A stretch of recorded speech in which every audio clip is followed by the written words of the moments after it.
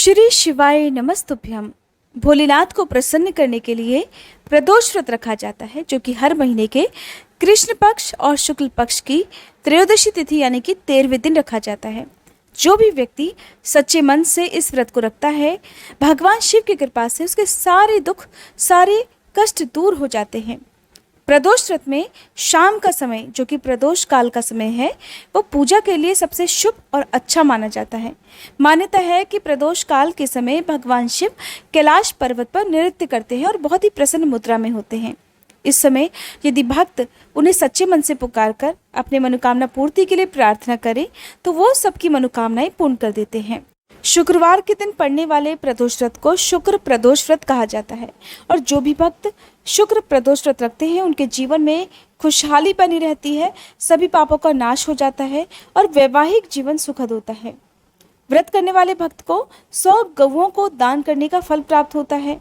सुहागिन नारियों का सुहाग अटल रहता है, बंदी कारागार से छूट जाता है, हर प्रकार के पापों का नाश होता है, जीवन में धन धान्य की किसी भी सुख की कोई कमी नहीं रहती। भगवान शिव के साथ ही पूरे शिव परिवार की कृपा भी बनी रहती है और सभी शत्रुओं का नाश भी हो जाता है। अब जानिए आश्विन महीने के कृष्ण पक्ष में पड़ने वाले प्रदोष व्रत के बारे में।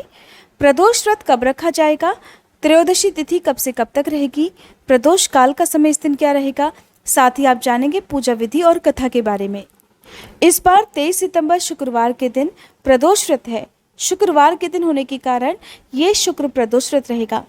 अगर किसी को वैवाहिक जीवन में कोई भी समस्या हो या कुंवारी कन्याओं का विवाह नहीं हो रहा हो, तो ऐसे लोगों को सच्चे मन से शुक्र प्रदोष व्रत रखना चाहिए।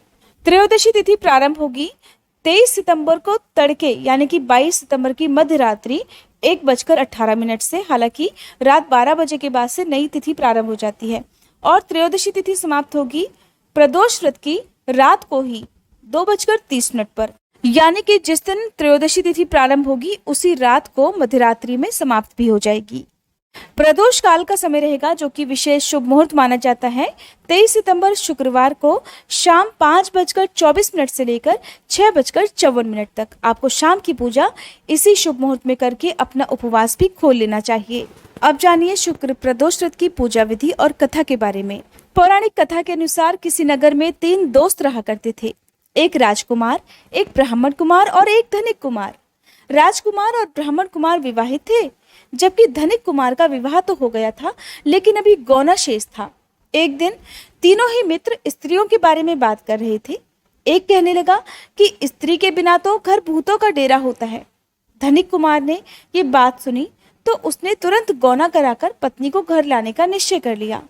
उसने गौना कराने के लिए अपने माता पिता से कहा, तो उन्होंने कहा कि बेटा, अभी शुक्रदेव अस्त हैं, ऐसे में गौना कराना शुभ नहीं है। लेकिन वह नहीं माना और अपनी ससुराल पहुंच गया। वहां पर उसका बहुत आदर सत्कार किया गया। जब कुछ देर बाद उसने अपने ससुराल पक्ष से कहा कि वह अपनी पत्नी को विदा कराना चाहता है, तो वहां पर भी लोगों ने उसे समझाने की कोशिश की, लेकिन वो था कि अपनी जिद पर ही अड़ा रहा। ये देखकर कन्या के माता पिता ने उसे दामाद के साथ विदा कर दिया। अब दोनों पति पत्नी जैसे ही बैलगाड़ी पर सवार होकर एक नगर से बाहर निकले, वैसे ही उनकी बैलगाड़ी का एक पहिया टूट गया और बैल की भी एक टांग टूट गई। धनिक कुमार और उसकी पत्नी बैलगाड़ी से गिर गए, तो दोनों को चोट भी आई। किसी तरह घायल अवस्था में वे इसी तरह दर्द से कराहते हुए चलते रहे। कुछ दूर आगे बढ़े ही थे कि डाकुओं ने उन पर हमला कर दिया। उनके साथ जितना भी धन, रुपए, जेवरात आदि थे, वो सब कुछ लूट कर ले गए। जैसे तैसे वे पति पत्नी घर पहुंचे तो वहां पर धनिक कुमार को सांप ने डस लिया। वैद्य को बुलवाया गया। वैद्य ने उसकी हालत देखी तो कहने लगा कि आपका यह पुत्र तो 3 दिन में ही मर जाएगा।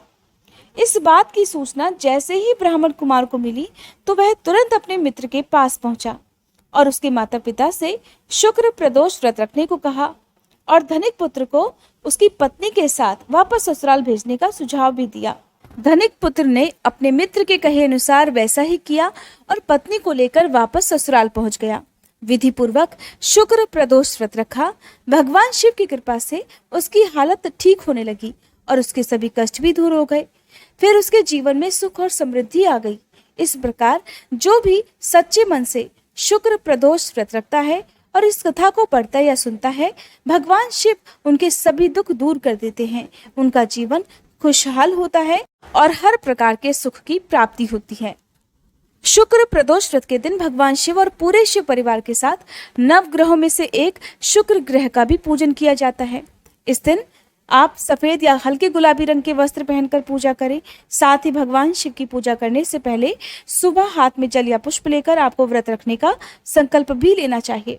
मंदिर में गंगा जल छिड़ककर पवित्र करें। भगवान शिव का भांग, धतूरा, बेलपत्र आदि से पूजन करके चंदन का तिलक लगाकर धूप दीपक जलाएं, मंत्रों का जाप करें और फिर व्रत की कथा पढ़ें या सुने। सबसे अंत में आरती करके भगवान को फलों का या मिठाइयों का भोग लगाकर आपको क्षमा याचना करनी चाहिए। दिन भर उपवास रखना चाहिए। दिन में आप एक समय फल या दूध वगैरह ले सकते हैं। शाम को प्रदोष काल प्रारंभ होने से पहले एक बार फिर से स्नान आदि से निवृत्त हो जाना चाहिए। फिर यदि संभव हो तो आसपास के शिव मंदिर में जाकर शिवलिंग का पूजन करना चाहिए और वहीं पर बैठकर व्रत की कथा पढ़नी या सुननी चाहिए। आरती भी करनी चाहिए। शिवलिंग का पूजन आज के दिन अखंडित चावलों से और धूप, दीप, गंगाजल, भांग, धतूरा, बेलपत्र, शहद से या फलों के रस से किया जाता है। आप चाहें तो केवल 1 लोटा गंगाजल से भी विधिवत भगवान का पूजन करके और आप भगवान से प्रार्थना करके कि वे आपके व्रत को स्वीकार करें, आपकी मनोकामनाओं को पूर्ण करें। ऐसी कामना के साथ आप इस व्रत का समापन यानी कि इस व्रत को आप खोल सकते हैं। आज के दिन नंदी बैल की, माता पार्वती की, भगवान गणेश और भगवान कार्तिकेय की पूजा करनी चाहिए। प्रदोष व्रत में, चाहे वो शुक्र प्रदोष व्रत हो या कोई भी प्रदोष व्रत हो, इस दिन आपको अपने आसपास के शिव मंदिर में दीपदान, बेल वृक्ष के नीचे दीपदान, अपने घर के मुख्य द्वार पर दीपदान और 1 मुट्ठी हरे मूंग आपको शिवलिंग पर अर्पित करने चाहिए। अगर आप घर पर पूजा करते हैं तो 1 मुट्ठी हरे मूंग आप भगवान शिव की तस्वीर को अर्पित करके बाद में किसी भी गाय को या बैल को ये हरे मूंग खिला सकते हैं। कहते हैं कि हरे मूंग का और ग्रहों की शांति का बहुत घनिष्ठ संबंध होता है।